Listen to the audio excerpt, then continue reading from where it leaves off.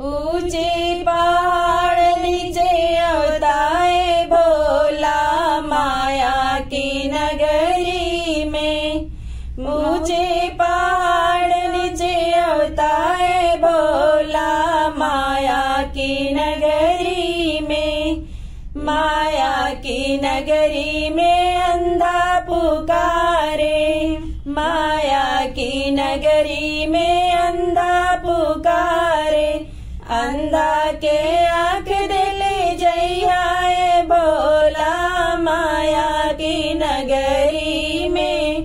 अंधा के आँख दिले जइया भोला माया की नगरी में। ऊंचे पहाड़ नीचे आता है भोला माया की नगरी में। माया की नगरी में बाजिन पुकारे, माया की नगरी में बाजिन पुकारे। बाजिन के बालक दिले जइया भोला माया की नगरी में।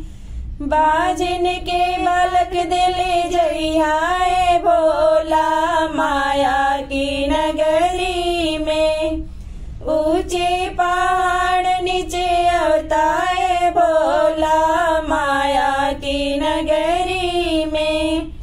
माया की नगरी में कन्या पुकारे, माया की नगरी में कन्या पुकारे। कन्या के घर वर दिले जइया भोला माया की नगरी में। कन्या के घर वर दिले जइया भोला माया की नगरी में। ऊंचे पहाड़ नीचे आता है भोला माया की नगरी में। ऊंचे पहाड़ नीचे आता है भोला माया की नगरी